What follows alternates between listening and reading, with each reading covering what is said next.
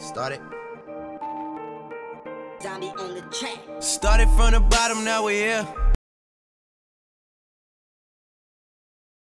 You love Saint-Tropez? Yeah, I mean, Saint-Tropez I haven't been, but can I go maybe, we have ours, you know, with the ad thing, so I'm there at least once a year in the summer, but then I have some friends, so I don't get to see them, so I get to come later.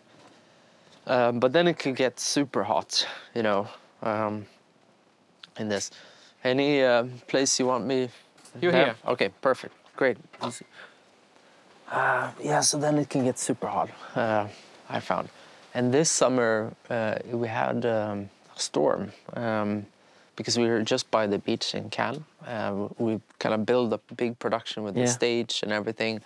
And it was like, the team normally sets it up the day before, but they finished at 4 a.m. in the morning because they couldn't start because there was a big storm. So yes, global warming may be good now, but in the summer it was shaky and too hot. I remember that storm. Yeah, it was a big one. But I was in Greece just a few weeks after, and it was 44 degrees. That's a little bit too warm. Like 30s I like, 40s not so much. Yeah, that was kind of a bad one. And I was like, oh wow, this is. But how are you now? Now I'm good. Yeah. Yes, I'm very good. Yeah, I mean, it's getting colder here. Yeah. So I prefer it didn't, but that's the reality. Swedish winters is not much of my thing, but and I've been going back and forth to the US quite a lot the last few weeks. So I'm a little bit tired, but I'm pretty good anyway. Yeah, the jet lag is good. Yeah, so I'm all recovered from the jet lag, but it was a little bit painful because I wasn't sure which time zone I was on because I've been going back and forth for so many times the last few months. I have so many questions to talk with you because this year with the Clique, the art of conversation, we want to talk to the number one. Yeah. And you are the number one in music industry. And there is something special with you and with your history. I would like to understand a guy with a single mother, born in a working class neighborhood, who became the number one and the most powerful guy in the music business. I would like to understand that story, that storyline. Yeah. Because this is really inspiring, this is really powerful, and this is meaningful. So we're going to tell your story. Okay. Okay? Okay, love it. So you were born in Roxved. Yes. What is it? What is that neighborhood? Well, it's very much a working class neighborhood. So in Sweden, I would say after the Second World War, there was a huge sort of renaissance and rebuilding period where Sweden decided that it needed to house and build. So the economy did very well, and so the government decided that it was going to build 1 million apartments for its people, and it pretty much did over a 15-year period, which is a lot if you think about the whole population. There was probably 8 million. And one of those areas that was built out was this place called Rågsved, where pretty much everyone, they made very affordable housing. So a lot of young families ended up moving there. And so my grandparents moved there with my mom. And she grew up there and she loved it. And then subsequently, a few decades later, I come up. And by that time, the neighborhood had changed a little bit from sort of working class families to a very different area where lots of immigration, lots of...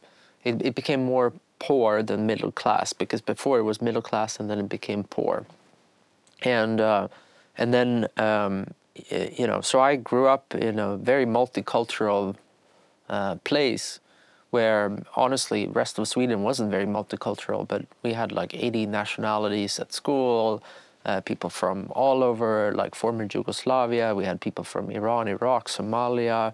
We had many different nationalities around us.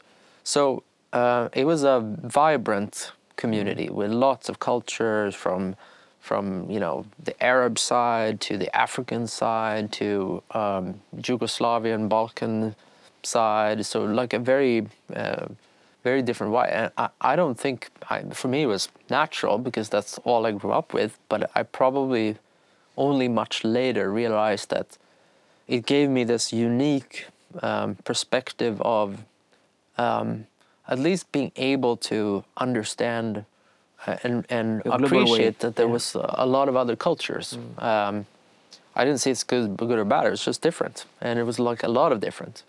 And so and that was very much the neighborhood, and it was always celebrating various cultures, and I grew up with that, and I grew up with many things that not many people were very good in school, so that was never a big motive. But we had a great music program, so I loved that. We had a great sports program, and many pentathlon. Yeah, well, that was me, but the ice hockey, from my age group, we had 2 people who went on to play NHL hockey. We had one guy who became a football professional and played later on in the Italian league, which is in a community of 5,000 people, kind of the same generation.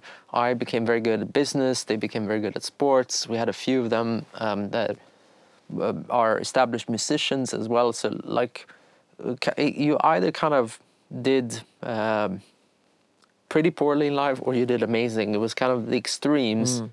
How do you explain that? Do you explain that there is a kind of anger or an appetite for when you grew up in a poor neighborhood?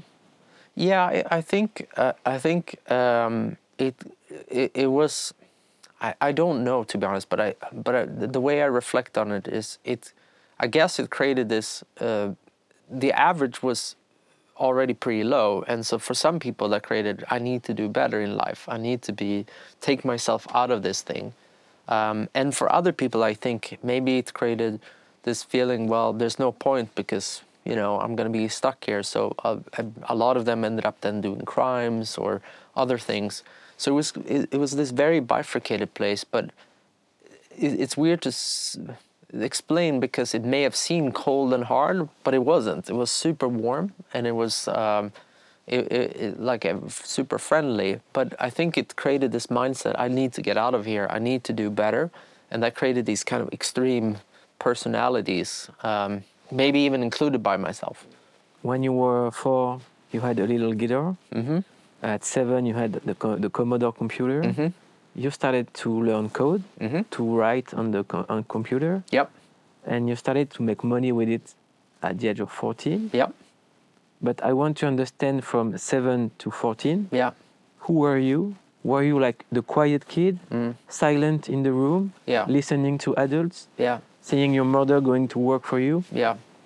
Well, I think you bring up a few interesting nuggets to dig into. So I grew up in a single household, so my mother was super important to me. And one of the things my mother did, which I think is so important and I now try to do for my children, is I don't talk to them like I would talk to our children. I try to talk to them like I don't treat them as adults, but I try to talk to them and explain as an adult. I don't try to say, oh, you're too young, you don't understand. I try to explain everything, and my mom really did that with me. And the other thing, we didn't afford a nanny or like someone taking care of me, and it was only her. So I was always with her. And so when she was meeting with friends, I was there, and I was listening to their conversation, and I was used to the language that they were talking. So I was constantly trying to learn what they were talking about. They were talking about world events. They were talking about politics. They were talking about a lot of other things.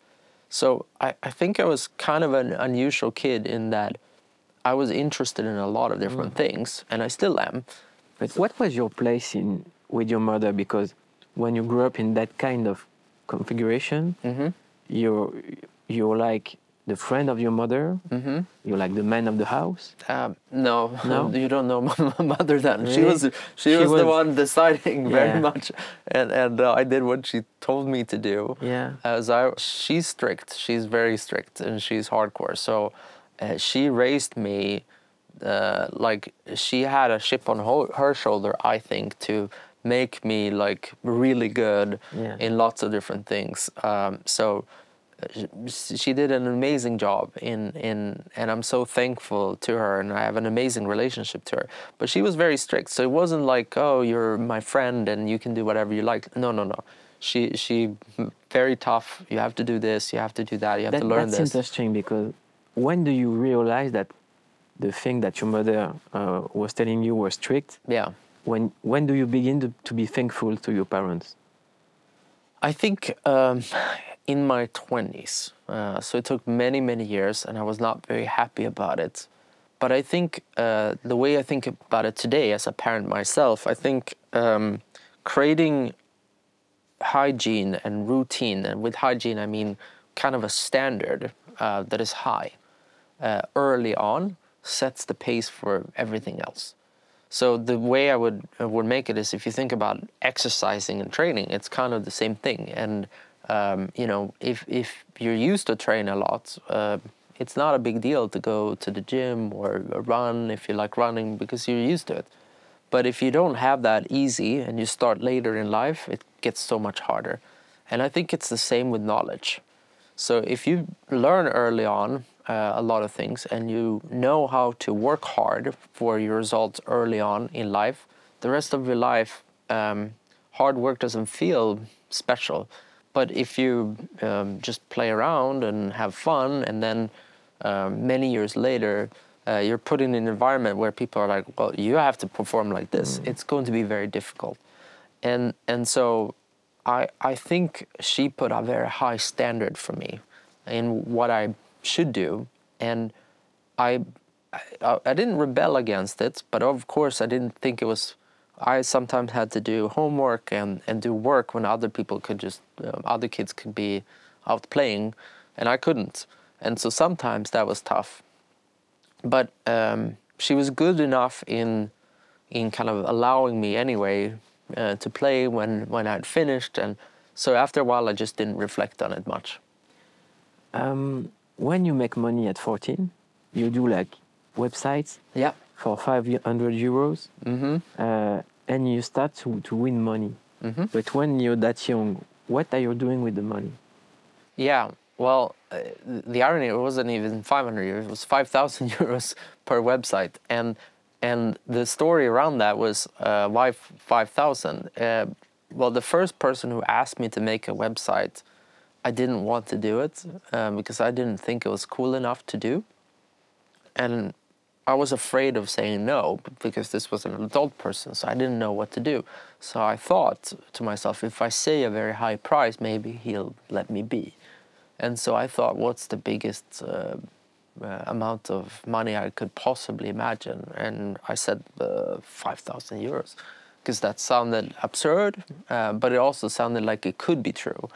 And then the person said, done. And I was like, oh, shit, now I have to learn how to do a website. And so I had to learn how to do that, and I had to learn how to design. And then I did. And so from there on, I started doing more of them. And I started having friends of mine in school who were good at math, and I taught them how to code. And some other friends that were good at art, I taught them design. So what did I do with the money? Early on, I bought the most expensive plasma TV. That would date me, but that was the thing. And I remember carrying it up with 3 friends, carrying it in. What was it? The Kuro? Yeah, I don't remember which one it was, but I remember it being super heavy. Yeah. Like I had to carry. We had to be 3 of us carrying it up. I bought every video game you could possibly imagine. So I had. You know, the PlayStation, the Xbox, the Nintendo, I had everything. And of course, I got like the most expensive, pimped out computer you could get. And for me, I started buying guitars. So like get all the types of guitars like I wanted. I had a Gibson, I always wanted like a Gibson Explorer. It's one of these kind of metal guitars. So that was very cool. I started getting Fender Stratocaster, and a Gibson Les Paul guitar. Some of these we can see around us here. Wow. These are not mine, by the way, but some of the types are here. around us now. So I got pretty much all of that. I basically spent all the money. Yeah. I didn't do anything, and my parents probably wanted me to save, but they also kind of, understood that, hey, we can't really say much because you made it yourself. It wasn't something else. So they thought that he'll probably grow out of spending all the money eventually. At the age of 16, you go to Google to work with them. Yeah. And they tell you no because you don't have a degree. Yeah. Can you tell to the CEO of Google, who are you now? Yeah, of course. I know him. He's actually a very good guy. Yeah, and it's funny because the guy who said no to me still works there today, and I met him too. Wow. Tell me about the conversation. I just want to know it. Yeah, sure. No, so he, I won't say his name because it'll embarrass him, but we met many years later, and I said, you probably don't know this, but I applied for a job with you back in 1998. He said, oh, wow. Yeah, we really screwed that one up, he said. And I said, yeah. And it's actually, it's interesting you say that, but for the longest of time, we used to have that you had to have a university degree to get a job at Google. But back then, a few years ago, then stopped having that as the must requirement. We probably should have stopped having that as the requirement earlier. But again, this is life. Sometimes you think that the world, I was very disappointed. I thought I'm going to make my own search engine because how hard can it be, right? And then I created that. It turns out that it was very hard and that failed. But I learned so much while doing that as well. So that then ended up getting me into understanding more about advertising, and that became a later company. So I'm very much of the opinion that as long as you try, you're going to learn, and then the learning in itself creates this cycle that then allows you to figure out something else that you can eventually do. But your story tells you something about the meaning of education and the educational system. When you're talking, the passion is your drive, always. If you're passionate about something, you won't watch the hours that you make into Exactly to learn and to be good at it. You did that discipline from sports. You love music, you love computing, you love coding. And you seem to be addicted to what's new. Addicted to the future. So what's next? You have a mind like we say a zebra. You know that? No, but tell me. It means that you can be very shy, very introspective, but when it's about what you like, you can crush the mountains, as we say.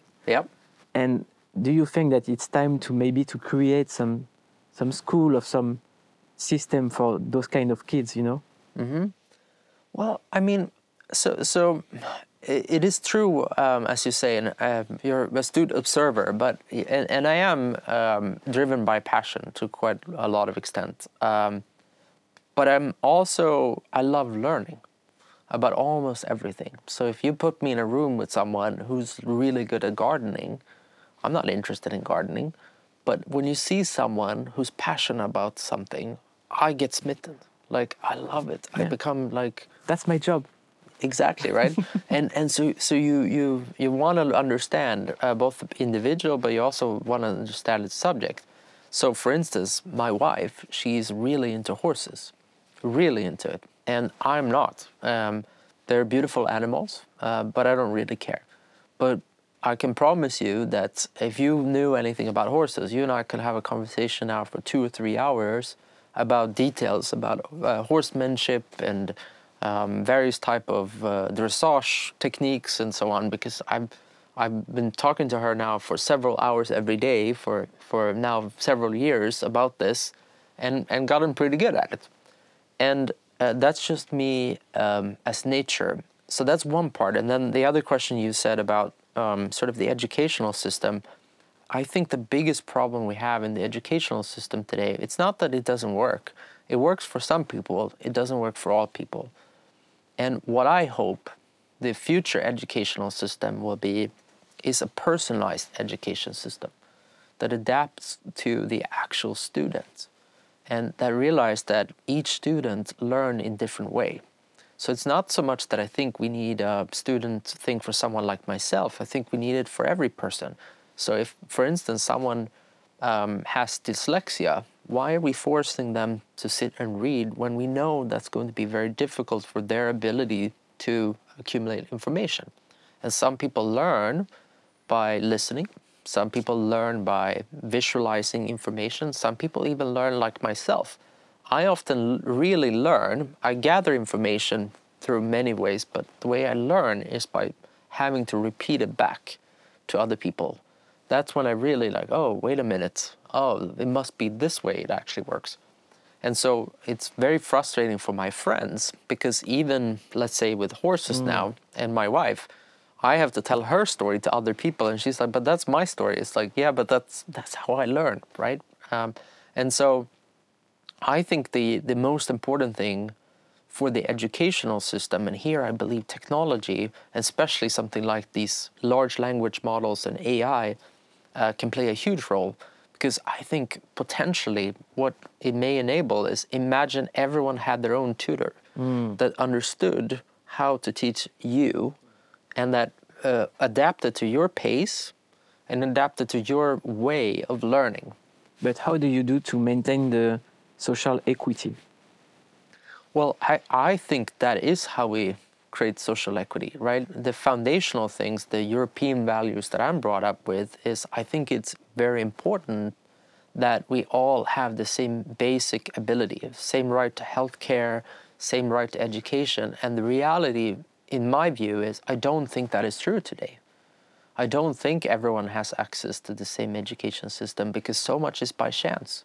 If you're lucky, you end up going to a great school, and you end up lucky to have a great teacher that can change the whole outlook on your life. If you're unlucky and you happen to have a bad teacher, you may never care about school to begin with. And as we talked about in the beginning here, in that early moments, if you don't have the right foundation, everything else becomes so much harder. And so I would like to take away the luck from the element. And my hope and wish for a future of education would be that we all, because I think most of us can relate to, we had at least one teacher that was amazing. That we just like, you could see the passion in how they taught. It was like, and it is all, for me, almost chance who those people were. I was never that interested in history, but I remember having this history teacher.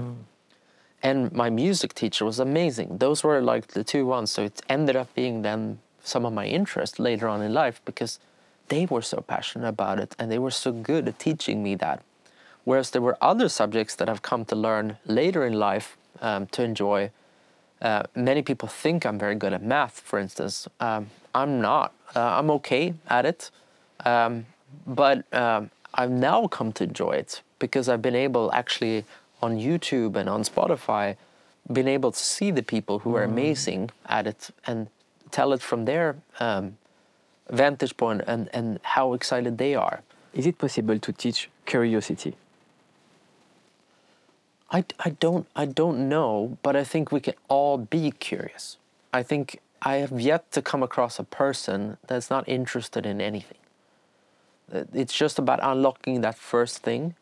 And I think, again, if we're able to create those what's now serendipitous moments, but we're able to kind of like expose someone to lots of things, I think you can become more curious.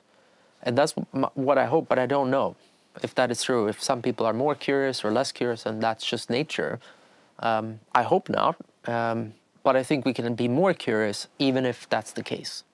There is something interesting in your story, because you became a millionaire very young. Yeah. At 22. Yep. You knew the fast life. You were going to the clubs, the private parties, hanging out with the superstars, money, cash, blah, blah, blah, blah, blah, blah, blah, blah. Yep. And some other stuff. Yeah. Yep. The riffraff. Yep. And it made you happy for a few weeks, but a few weeks later, you were in a wooden cottage, alone, in depression. I would like to understand, when did you realize that you were not made for that? Yeah. Well, so it wasn't a few weeks. It was maybe a year where I went through that whole phase. But 52 weeks. yes, and I think it started back again. I came from no money, right? And I was the first generation that grew up with MTV, and so I actually learned how to speak English on MTV. And Me too. yeah, and for me, seeing and it was a lot of American television, to be honest, and American values being put towards me, and I remember seeing like the superstars, the rich, and they were all talked about how happy they must be and what an amazing life they live, and you saw all of that stuff, and so somehow, a little bit embarrassing, but I kind of thought that that was what I was supposed to do in life. You know, what if I could make all this money and I could become very successful? And somehow, you know, you asked before if I was where I was, if I was like this kid. I was the middle of the class. I was not, you know, I was not the outcast, but I was never a popular kid. And of course, I wanted to be the popular kid, right? And so I thought that maybe if I'm successful, I would be the popular kid. And so I had equated all these things. And then when I one day just ended up becoming that, I just thought I'd made it. I thought that this must be it. And so I started going to the nightclubs. I started doing all that stuff. And I was hoping maybe I could get the girls now, the popular girls that I could never get before. And for a while I did. And I realized once I got a taste for all of that, that it was a quite empty life. This was not me as an individual. You know, you said it yourself before. Most of the things I did, I didn't really do for money. I thought I did sometimes for money, but I did it because I was passionate about what I was doing. And I lost the passion somewhere along the way. And this goal that I thought I needed to achieve in life, I achieved it, but it turned out that wasn't a great goal. Yeah. And that was not the end story. And so that made me depressive because I was like, why did I spend all this time thinking that this was the amazing thing? And what do I want to do with my life? And that's what I started thinking about when I isolated, because I felt like I had to get away. I had to, you know, just be by myself. And it was super weird because I remember waking up that morning, one morning, just empty, and all I could hear was quiet, and I had this kind of almost, you know, it felt like I was in panic mode. The whole body was reacting, and it took a week, and then I started realizing that I started hearing my own thoughts, and I started reflecting, and I started thinking, and it took a long time, and before I started realizing that I was happy before. I wasn't happy now. And then I had to get to the root of understanding, why was I happy before? What was it about these things that I was happy about before? And I realized for me that it came down to three things. And one was I loved being around smart people, to learn from smart people. So I needed to make sure that I did that. And then the second thing is I wanted to have fun while doing it. And what I mean by that is we often make life so serious, but we only live for a very small thing. When you think about the space of universe and space of time, why not laugh a little bit? Just have fun, right? And so it was important to me that I did something that was fun. And then the last and important thing is, especially because I didn't have to care about money anymore, but I have a lot of respect for people who do, but I didn't.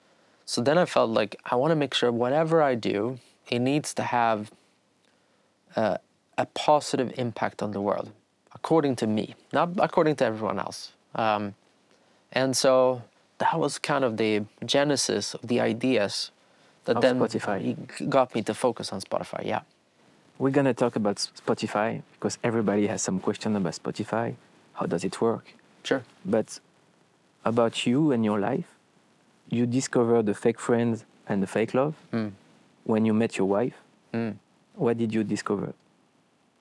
Well, it was probably actually before I met my wife, and I don't think she would have.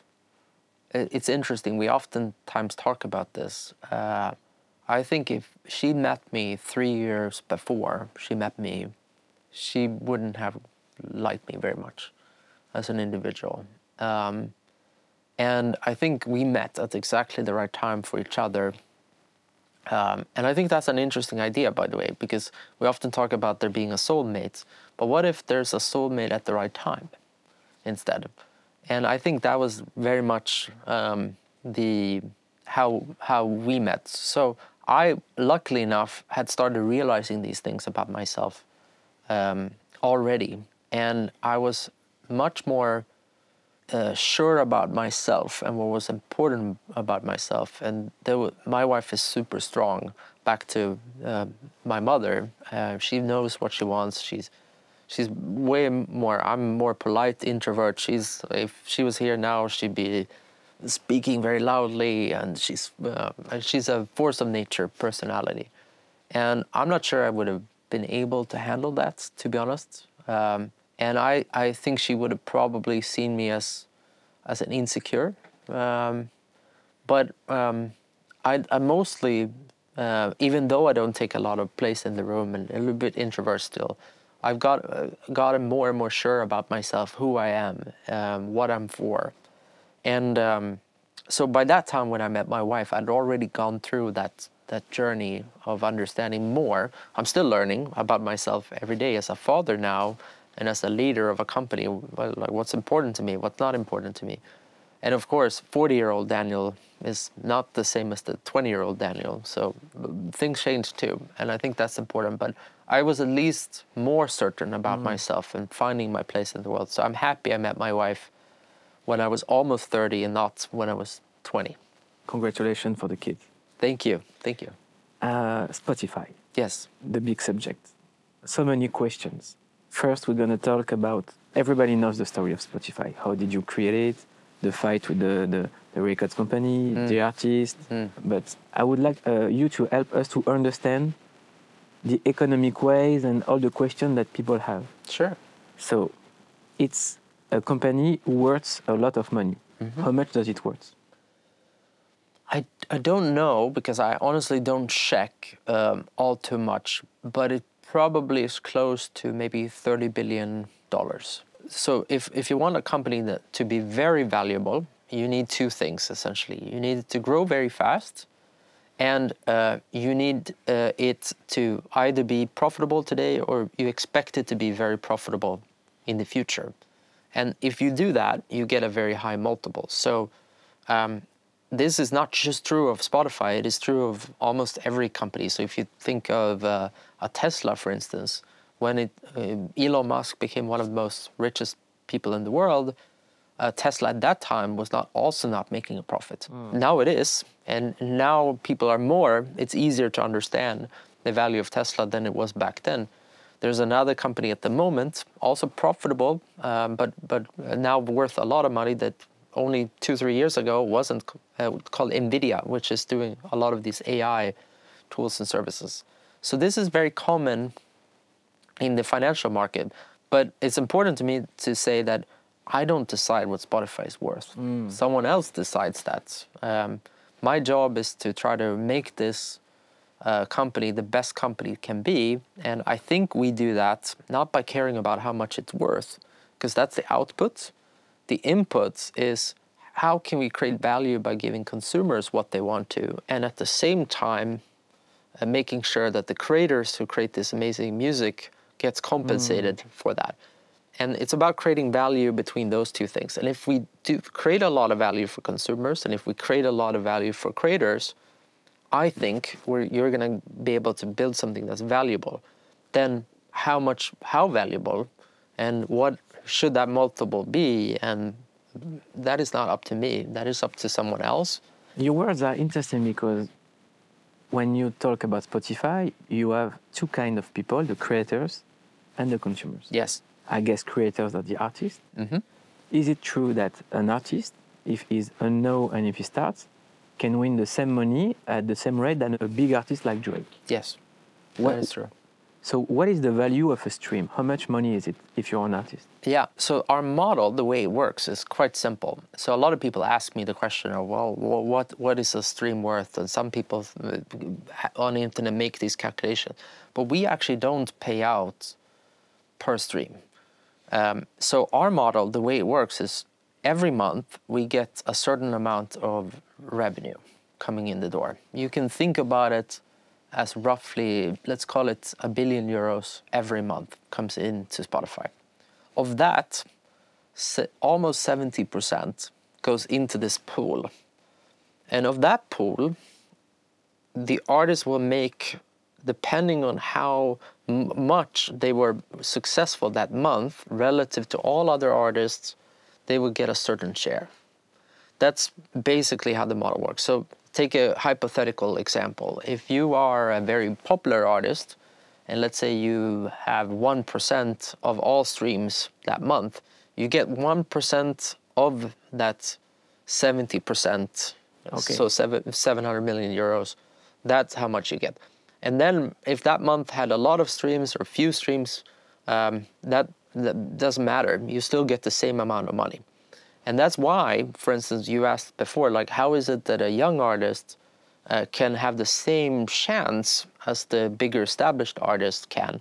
Because it's based on that. If you are successful and if you create something that a lot of people want to listen to, you make a lot of money. It's very simple. It's actually how many other things on the internet works too.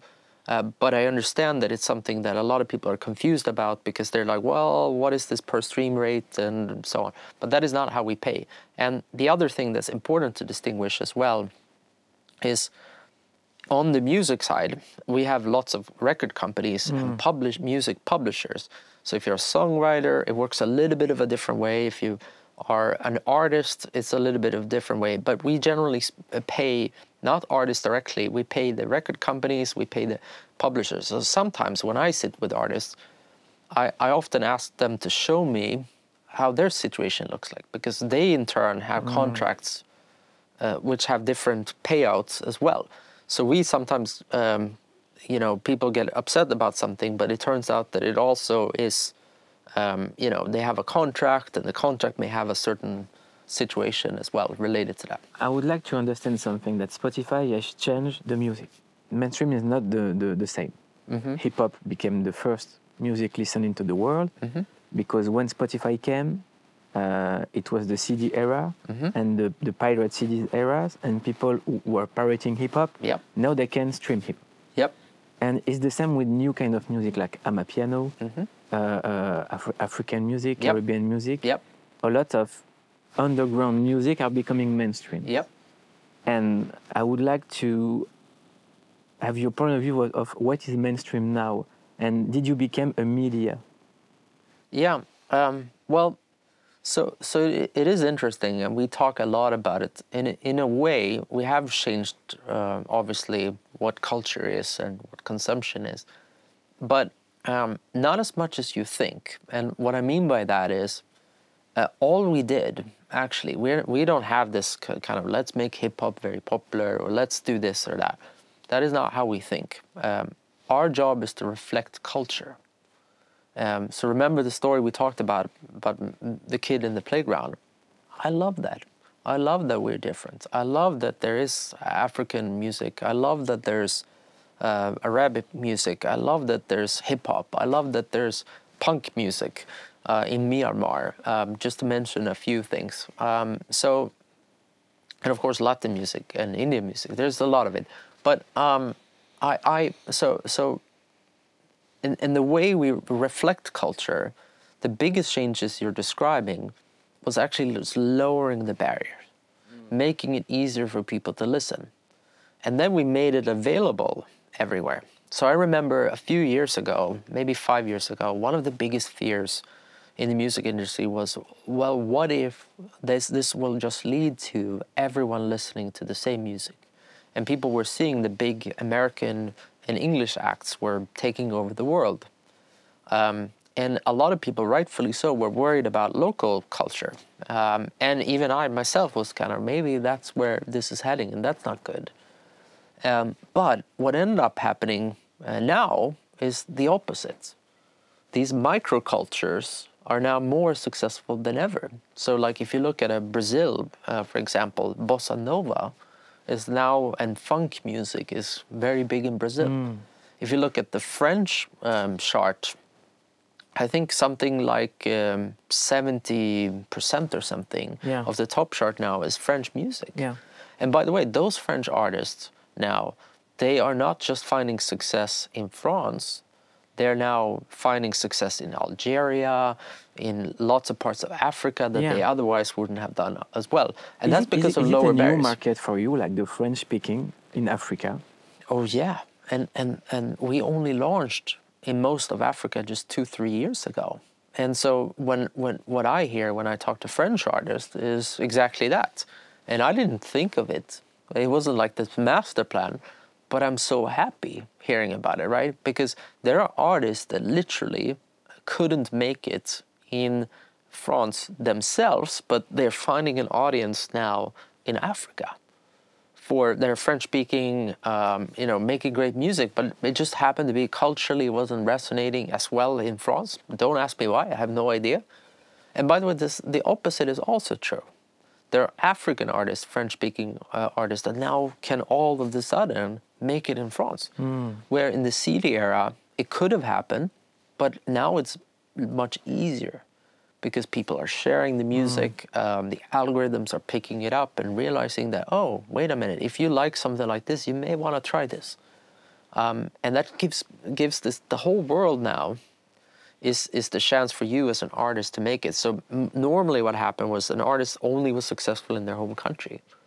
Only very, very few were successful in others. Now I can be an artist in Sweden and be a big in Japan or in another country. Do you think in the future that a cultural company must be a tech company and a tech company must have a culture?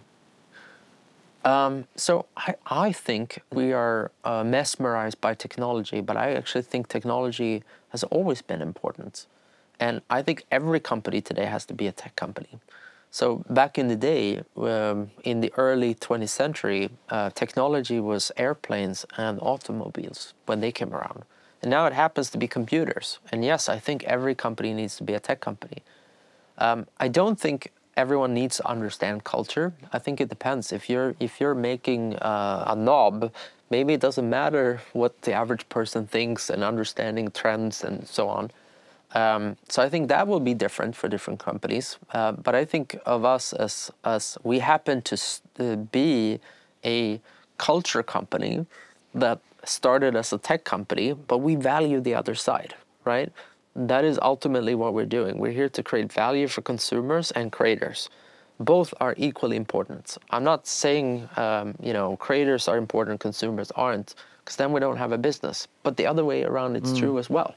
But those two words are always in your mouth, consumers, creators. 100%. Do you think that in the future, the humanity will be consumers versus creators? Well, you're mentioning another trend too, which is changing. Consumers are creators and vice versa, right?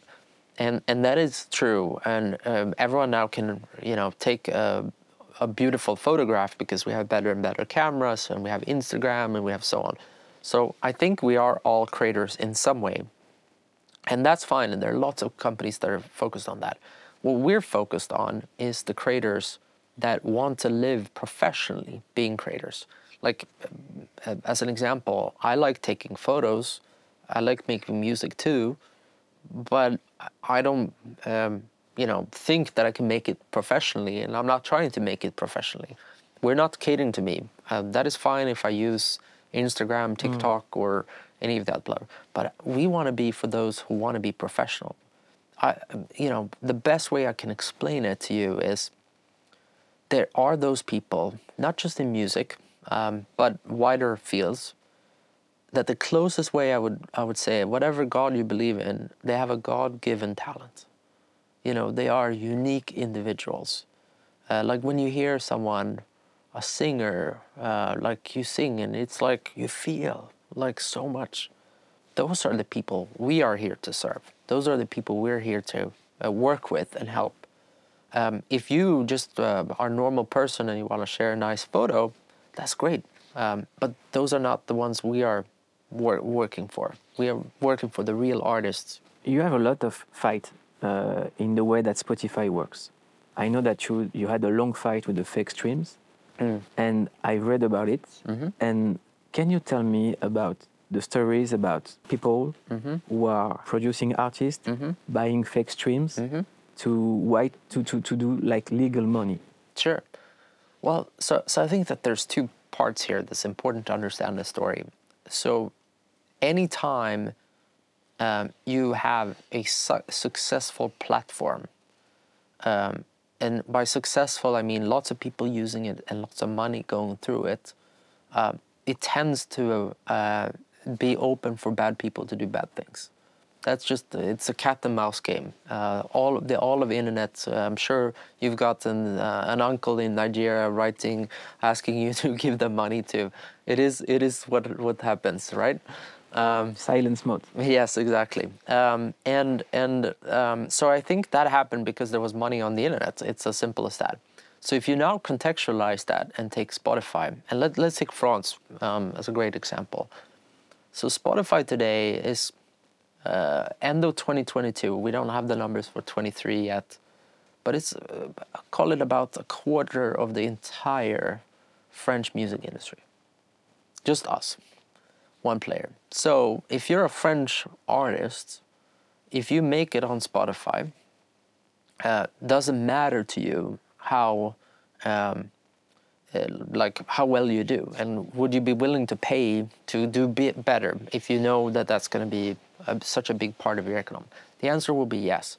So there are two types of frauds that we deal with. One is one where artists are not intentionally doing this, but lots of bad actors are saying, oh, I can make it so that you get on all of these playlists and then you become a big thing.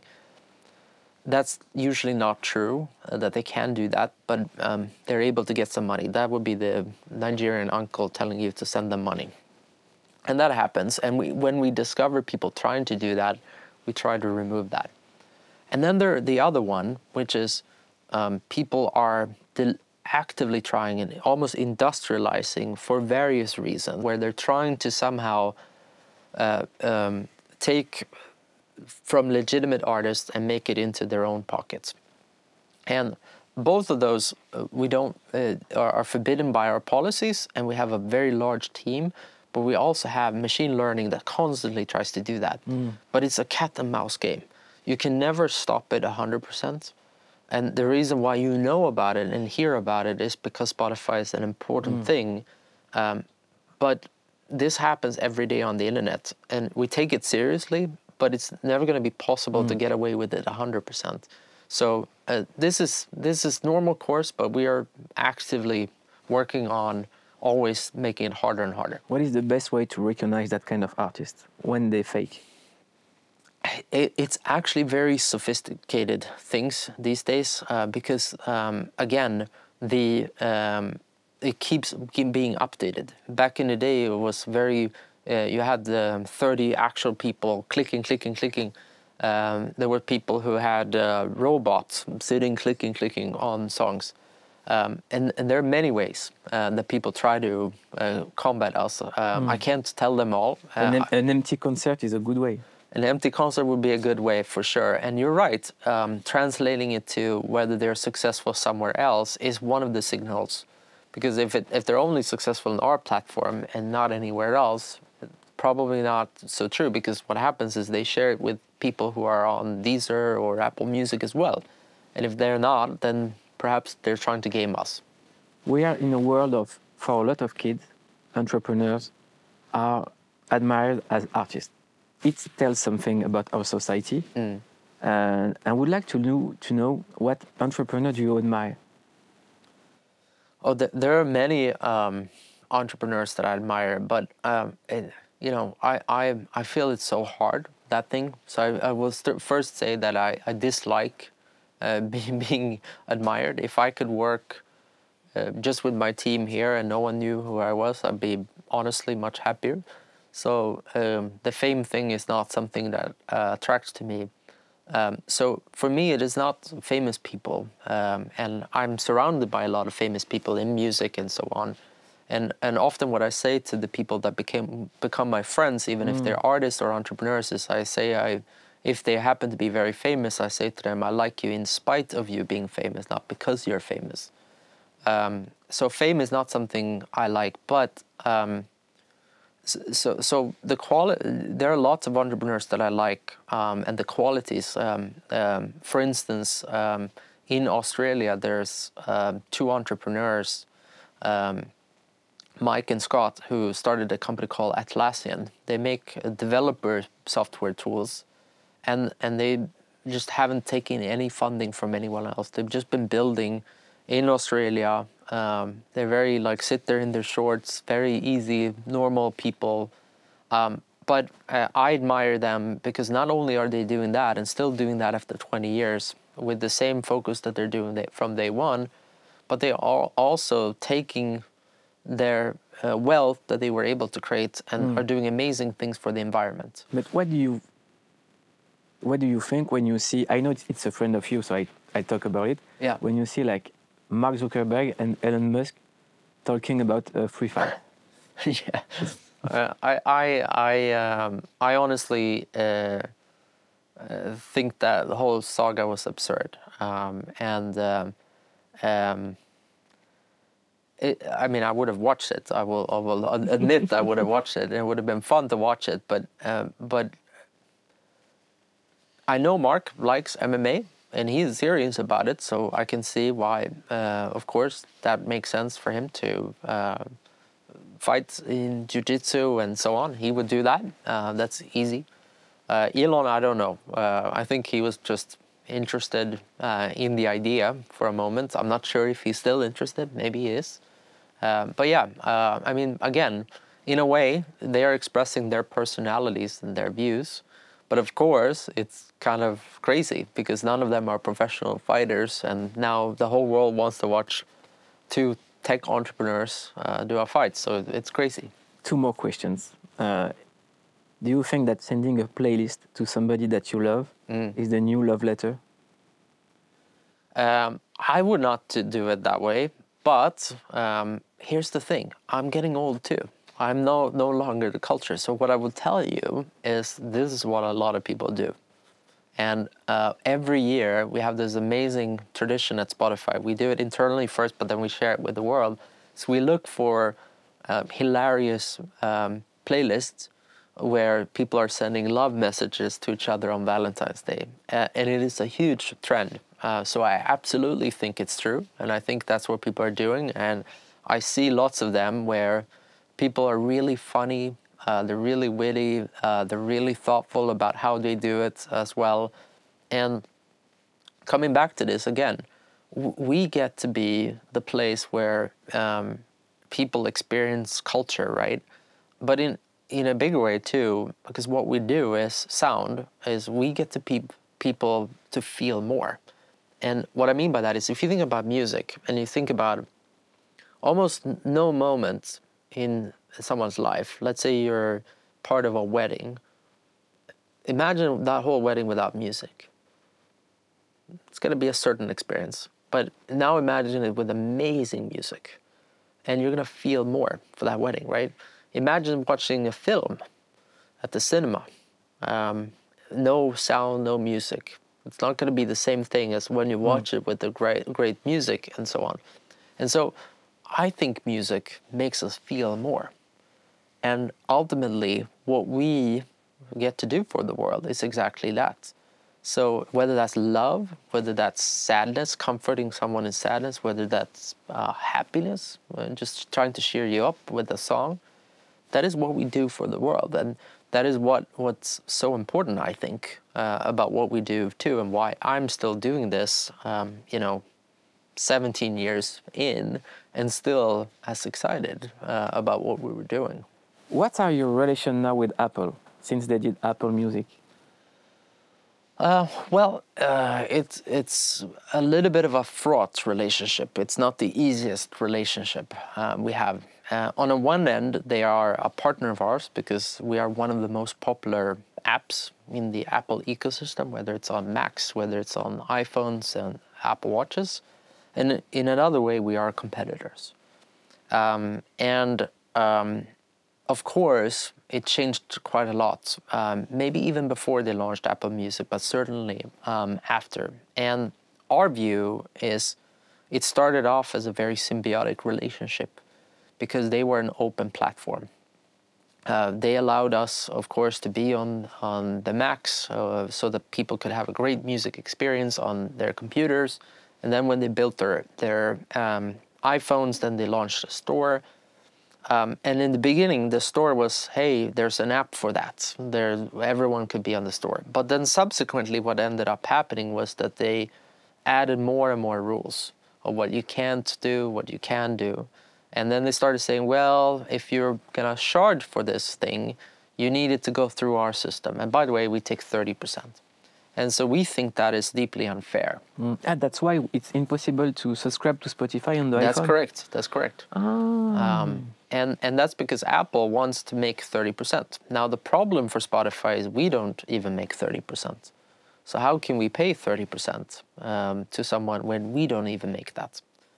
And let's say now, okay, Apple's response would be, you can raise the prices. Okay, let's say we would do that and pay them the 30%. But now the problem is they have Apple Music, which they don't have to raise the prices for too. So now all of a sudden, we are at a disadvantage.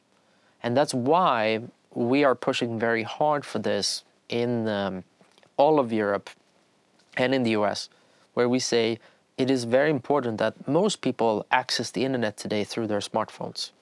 And it's really two companies. It's Apple and it's Google. Google is open and they're playing ball, but Apple says, no, this is our rules on our platform. And so our view is it's very important for the future of the internet, but also for European companies, that this is a fair and level playing field, because otherwise, what's going to stop Apple in the future to say, well, you know, company X who makes this product, we're going to get into your business too, and all of a sudden just stop that. We think that's anti-competitive, and that's why we're pushing for our agenda. Europe has something to say. Oh yeah, I think so. And I think we need to have a level playing field, because that is the only way that European companies will have a fair shot. What is your definition of a clique?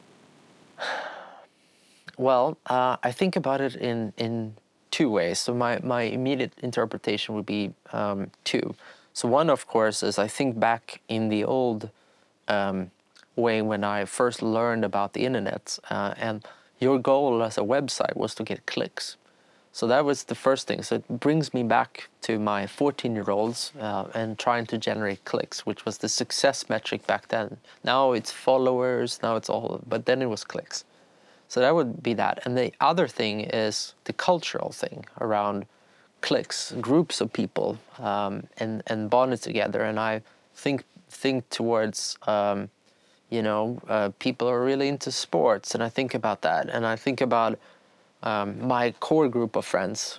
We are a clique of sort, and yeah, so many associations when I hear the word. Welcome to our clique, Daniel. Thank you. Appreciate Thank you very much. Thank you. Thanks. Thank you very much. Thank you.